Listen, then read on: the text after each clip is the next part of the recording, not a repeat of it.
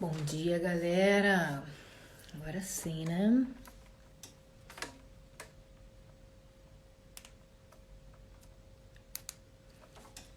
Bom dia, Brasil. Bom dia, bom dia. Bom dia, pessoal. Como é que vocês estão? Como é que foi o final de semana? Segunda-feira, novamente. Mais uma semana começando aí.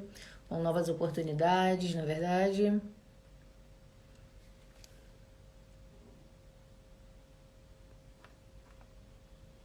Bom dia, bom dia. Bom dia, meu povo. Bom dia, Brasil. Bom dia, gente. Sejam bem-vindos. Vamos começar aqui mais uma live. Bora começar mais uma live. Essa live que eu faço toda segunda-feira. Trago aqui algumas perguntas que eu recebo nos meus stories, no meu direct, né? Gosto de vir aqui todas as segundas pra gente falar sobre investimentos, falar sobre evolução e começar a segunda-feira com pensamentos de fato para evoluir, né? Como pessoa e financeiramente, mas como pessoa também, né? Então, bom dia, Cláudia, tudo bem? Ainda mais um tempinho aqui para ver quem mais vai estar entrando. E como de costume, toda segunda-feira eu trago uma mensagem aqui, trago uma frase pra gente refletir, levar aí pra semana e pra vida, tá? Pra gente refletir. E bora lá. Vamos dar mais um tempinho aqui. Beleza, galera? Rose, bom dia, seja bem-vinda. Essa é uma live que eu faço respondendo perguntas das pessoas que me mandam. Sempre recebo perguntas, né, no direct, nas stories, então eu tiro a segunda-feira para vir aqui responder perguntas. Então bora começar a semana falando sobre investimentos, tá? Evoluir, ganhar dinheiro, botar o dinheiro para trabalhar pra gente, ter inteligência financeira, tá? Vencer crenças limitantes. Bom dia, Daiane, seja bem-vinda. Então é isso, galera. E como de costume, toda segunda-feira eu trago uma mensagem para vocês aqui. E a mensagem de hoje é uma frase que eu tirei do livro Pai Rico, Pai Pobre, tá? Se você não leu ainda, se você não conhece, recomendo demais essa leitura. É muito enriquecedor, vale muito a pena. É um livro que a história te prende e, de fato, você vai agregar muita coisa aí para sua vida e para sua vida financeira, tá? Então, lá nesse livro tem a seguinte frase: compre ativos, não passivos, tá? E aí eu pergunto para vocês que estão aqui na live, se vocês já sabem o que são ativos e passivos, já coloca aí nos comentários. Quem já sabe o que são ativos e passivos, né? Que lá nesse livro ele ensina pra gente o seguinte: compre ativos e não passivos, beleza? Então, vou te explicar aqui o que são ativos e passivos, né? Por que a gente tem que comprar, por que ele fala pra gente comprar ativos e não passivos? Então, galera, é o seguinte: os ativos é tudo aquilo que te gera renda, tá? O que te gera grana, dinheiro. Isso são ativos. E os passivos que você tem, te geram gastos, tá? Então, assim, vou te dar aqui logo exemplos dos ativos, exemplos de alguns ativos. Cara, seu telefone. O seu telefone pode ser um grande ativo, tá? Você tá usando o seu telefone só para matar tempo, passar tempo, ou você tá usando o seu telefone para empreender de alguma forma, para ganhar dinheiro de alguma forma? Tem muitas formas, né, de ganhar dinheiro online, muitas coisas que você pode fazer, tá? Usar essa ferramenta como um ativo, tá? Então, o seu telefone, se você usa o seu telefone para gerar renda, ele é um ativo. Assim como o seu computador também, né? Pode ser o seu computador, tá? Ações, outro exemplo. Ações, títulos, fundos de investimentos, né? Tudo isso te gera rendimentos, né? Os seus investimentos, ele vai te gerar rendimentos. Então, também é um exemplo de ativos, tá? Outro exemplo de ativos é um imóvel que você tem, que esteja alugado e esteja lá te rendendo um valor por mês, depois de todos os custos que você tem com esse imóvel, ele ainda está te gerando algum lucro, esse imóvel é um ativo, tá? Tem muitos exemplos de ativos e passivos, tá, gente? Mas eu não posso me estender muito aqui, só quero passar essa mensagem para vocês, para a gente ir direto para as perguntas, tá? Então, seu telefone, 3 exemplos que eu dei aqui, seu telefone, seus investimentos, né? Ações, títulos, fundos de investimentos e imóveis, se no caso esse imóvel está te gerando lucro, né? Depois de todas as suas... depois dos custos, ele te gera lucro, ele é um ativo, tá? Agora, exemplos de passivos. Esse aqui, eu acho que, cara, é um dos piores, tá? Para algumas pessoas é necessário, mas se liga, o seu carro é um passivo, tá? O seu carro é um passivo. Se você, de repente, usa ele para ser motorista, né, e ganha dinheiro com isso, ele até pode ser um ativo se depois de todos os custos que o carro te dá, você ainda tem lucro com isso, com o uso do carro. Ele pode até ser um ativo, mas, gente, na maioria das vezes, o carro é um belo de um passivo que te deixa mais pobre todo dia, tá? Por quê? Você compra um carro, automaticamente você tem que pagar algumas coisas que, cara, no Brasil não tem como deixar de pagar, né? Seguro, impostos, né? O IPVA, DPVAT, manutenção. Cara, isso é caro pra caramba. E galera, não tem como deixar de falar aqui da gasolina, né? Que agora, inclusive, no Brasil, acho que nunca foi barata a gasolina, mas agora, meu Deus, tá um assalto, né, galera? É uma realidade muito triste, tá? Para os brasileiros. Então, o carro, ele é um belo de um passivo, gente. Ele tira seu dinheiro, um montante de valor por mês surreal. É um belo de um passivo. É um dos piores passivos, tá? É o carro. É um imóvel que só te gera despesas, né? Você não tem lucro com aquele imóvel ali, não tá alugado, você não consegue alugar, e aí você tem despesa de manutenção, você tem despesa com imobiliária. Esse imóvel é um passivo, tá lá aquele passivo que você não consegue vender e só tá gerando despesa, é um belo de um passivo também, tá? Às vezes pode se tornar até um elefante, né, que a gente fala essa expressão, mas é verdade. É terrível, gente. Os imóveis podem ser um belo de um passivo, assim como os carros, tá?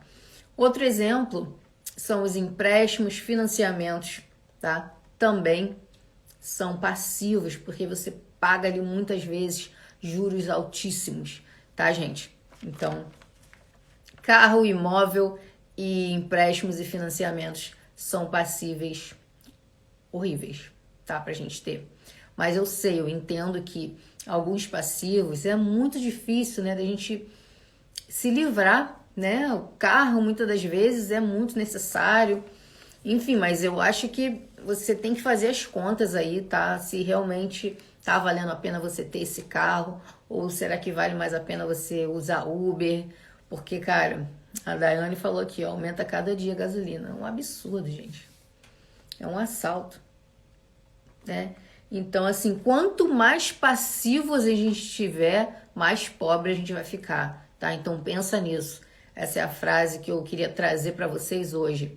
Compre ativos e não passivos. Quando você vai comprar um bem, alguma coisa, pensa, isso daqui é um ativo para minha vida ou é um passivo? É um meio de me tirar dinheiro? É um meio que eu vou ter que gastar dinheiro com isso? Ou eu vou conseguir ganhar alguma coisa com isso? É um ativo ou é um passivo? Né? Então, vamos pensar sobre isso, tá? E outra coisa, já vê aí que passivo que você tem hoje que você pode se livrar, que tá tirando seu dinheiro, tá levando seu dinheiro, tá? E de repente tem alguma coisa que você pode se livrar, algum passivo que você possa se livrar, tá? Que tá levando seu dinheiro e te deixando mais pobre, tá, galera? Então, como diz lá no livro, Pai Rico, Pai Pobre, compre ativos e não passivos. Beleza, Alana? Tudo bem? Bom dia. Então, bora para as perguntas, gente. Segunda-feira, não vou ficar aqui muito tempo, tomando muito tempo de vocês, tá? Mas eu gosto de vir aqui toda segunda-feira para começar a semana falando de coisas que vão ajudar a gente a evoluir como pessoa, financeiramente, mas como pessoa também, tá? Então, bora lá para a primeira pergunta. Como faço para subir meu score no Serasa? Tá? Essa pergunta aqui foi do Rafael Santos. Porque eu fiz uns vídeos essa semana te dando algumas dicas de como limpar o nome, como tirar o nome do Serasa, né? Muita gente tem aí, é uma realidade do brasileiro. Muita gente tem o nome sujo e eu passei algumas dicas. Se for o seu caso, vai lá no meu feed, lá nos vídeos, tem lá algumas dicas que eu dei, tá? Que são muito boas, na verdade, tem coisa lá muito interessante que pode te ajudar a sair dessa situação. Então a galera começou a entrar lá no Serasa e viu que tem o score, né? Tem o score lá. Se você entrar lá no site do Serasa, você vai ver que você também tem um score. O que é esse score? É a sua pontuação de crédito, tá? O score ele funciona. Para que existe esse score, né? É para mostrar para as outras instituições o quanto você é confiável em pagar as suas contas. Por isso que tem esse score lá, tá? No site do Serasa. E aí ele é o seguinte, funciona assim, ó. De 0 a 1000, tá? Se você entrar lá, você vai ver que você tem um score. E aí, se o seu score tiver entre 0 e 300, tá? Isso quer dizer que o seu score ele é de alto risco, tá? Esse banco, essa instituição financeira vai consultar o seu score e vai ver que existe um alto risco, ele vai entender que existe um alto risco de você não pagar suas contas, tá? Se você tem um score de 301 a 700, quer dizer que o risco de você não pagar as suas contas é médio, tá? É médio. Esse banco, essa instituição financeira que você possivelmente pode estar pedindo empréstimo, vai consultar lá no Serasa o seu score e vai ver que o risco é médio, tá? Se você tem um score de 701 a 1000, e o seu score tá ótimo, tá? Quer dizer que o risco de você não pagar suas contas é muito baixo. É um score muito bom, tá? De 701 a 1000. Então entra lá no site do Serasa e vê como é que tá o seu score de crédito, tá? Como é que tá o seu nome na praça aí, tá? Para pegar financiamentos, para pedir cartão de crédito. Lá no site do Serasa tem um score, todo mundo tem esse score, tá? E aí você pode consultar lá. E aí o pessoal estava me perguntando, como que eu faço para aumentar o meu score? Porque eu não tenho dívida, mas mesmo assim não tenho um score muito alto e tudo mais. Então vou te dar aqui algumas dicas, tá? Para aumentar o seu score lá no Serasa, tá? Primeira coisa que você vai fazer para aumentar o seu score é atualizar os seus dados no site do Serasa, do SPC, tá? Por quê? Isso demonstra que você não tem nada para esconder, que você tem boa fé, que os seus dados, você é transparente, tá? Então, isso pode te ajudar a aumentar o seu score, tá? Segunda coisa, mesmo se você não tem dívida, vai lá e atualize os seus dados, seu endereço, tá? Atualize lá todos os seus dados. E mesmo se você não tem dívida. E se você tem dívida, além de você conseguir aumentar o seu score, você também consegue negociar as suas dívidas pelo Score Turbo, tá? O que é isso? É uma ferramenta nova que eles criaram, tá? Para você negociar a sua dívida, né?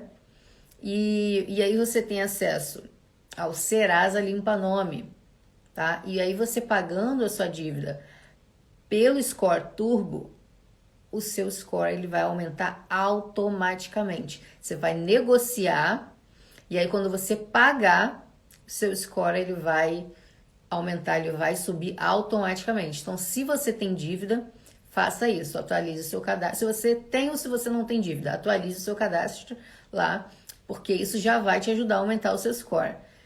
E se você tem dívida, tenta negociar pelo Score Turbo, tá? Que pagando sua dívida por lá, e aí lá dentro do site tem todas as informações, tá? E o seu score ele vai aumentar automaticamente, você pagando a sua dívida, tá? Outra coisa, peça para ser incluído no cadastro positivo. Se você ainda não está no cadastro positivo, peça para ser incluído.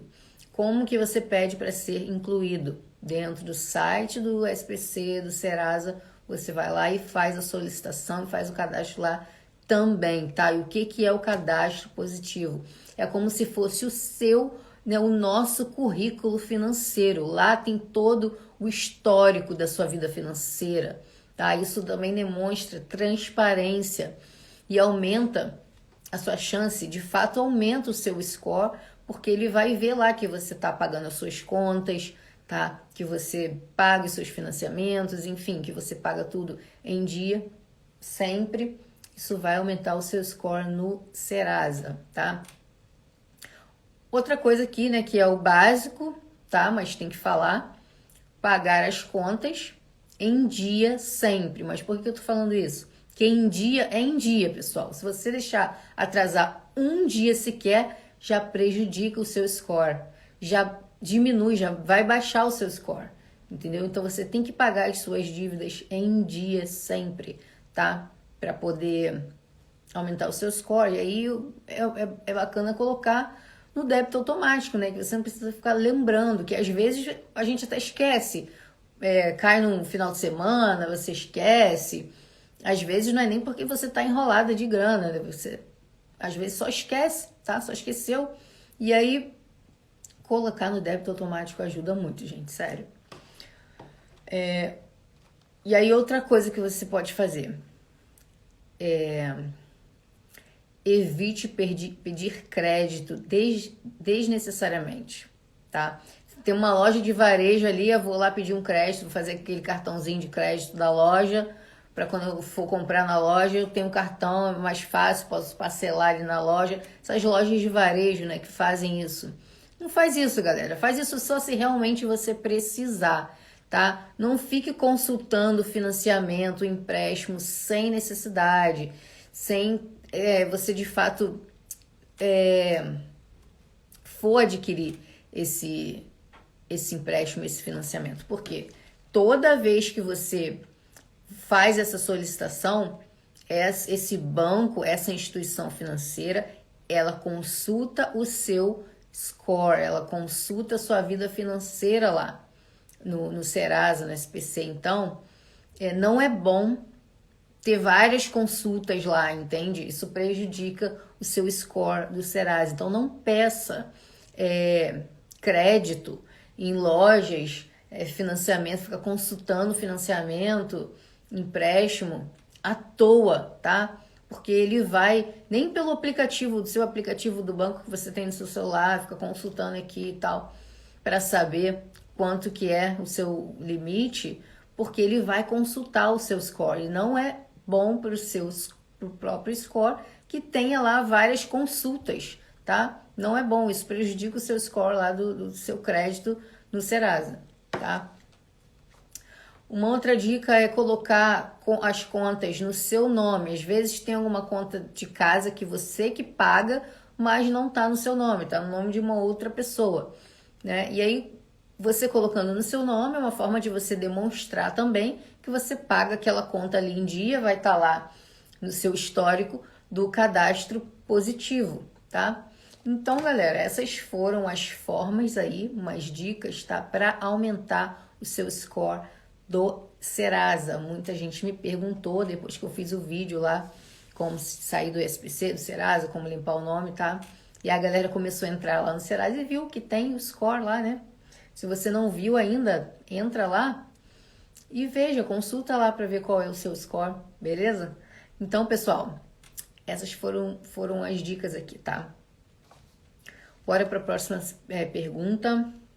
Quem tá aqui na live, pessoal, se quiser compartilhar essa live aqui com alguém que você acha que precisa de informações sobre investimento, que precisa aprender sobre vida financeira, manda essa live, tá? Essa live vai ficar salva, tá?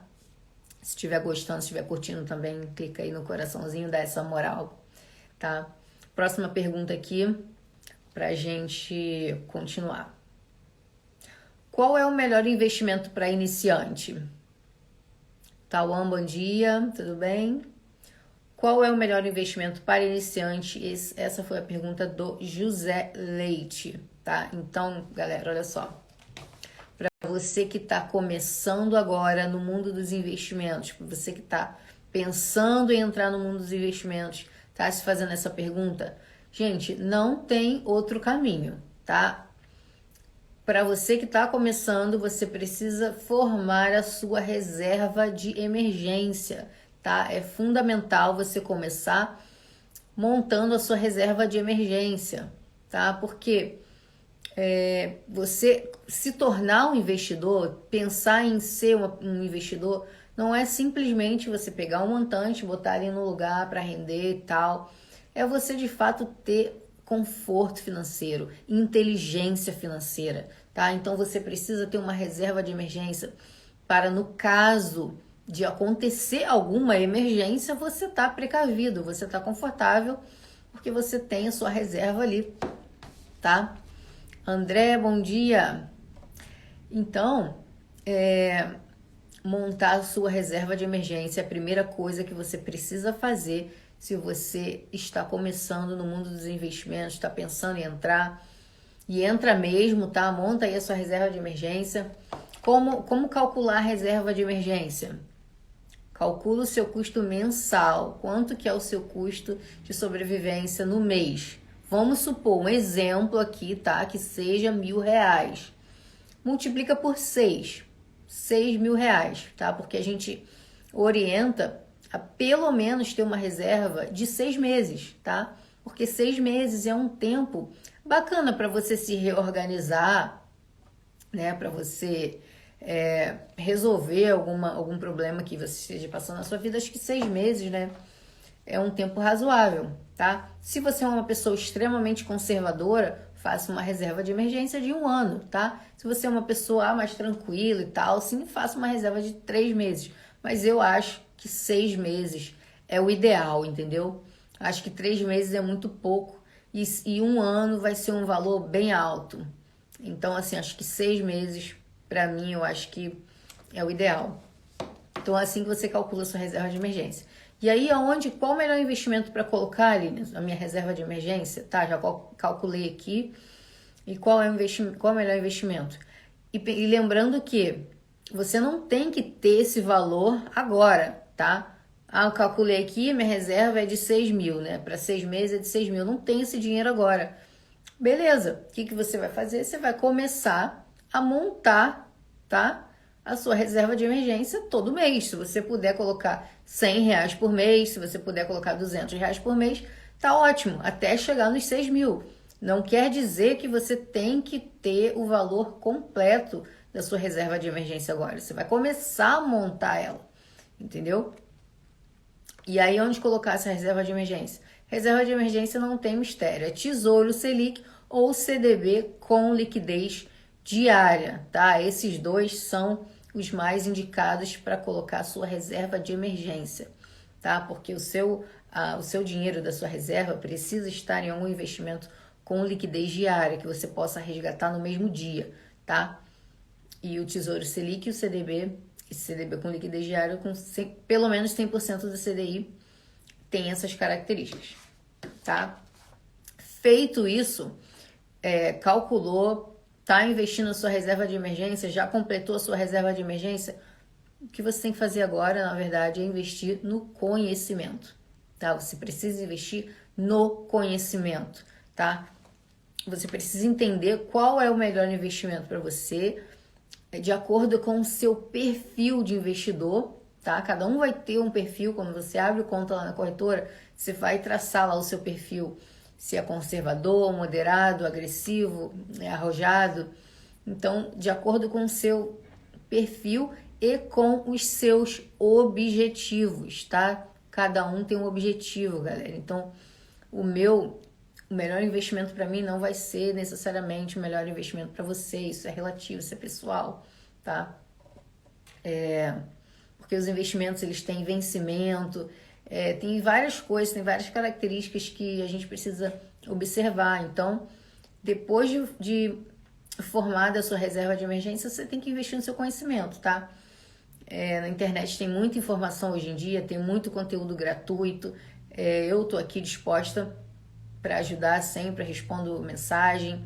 É só mandar um oi aqui, mandar pergunta. Se eu não souber, eu vou pesquisar. Enfim, formou reserva de emergência, investe no conhecimento, beleza? Beleza, Marcos, bom dia, seja bem-vindo. Tudo bem? E aí, galera, ó, próxima pergunta aqui e última, tá? Já vai fazer meia horinha que a gente tá aqui. Segunda-feira eu não vou me prolongar muito, né?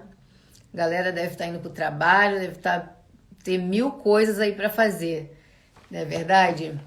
Fala pra mim, de onde que vocês são, galera? Vocês que estão entrando aqui. Vocês estão falando da onde do Brasil? Então, gente, terceira pergunta, né? Mais um complemento aqui da pergunta anterior. E essa pergunta foi a Kátia que fez. A Kátia perguntou o seguinte: Tesouro Selic ou CDB com liquidez diária com 100% do CDI? Qual é o melhor? Então, Kátia, é o seguinte.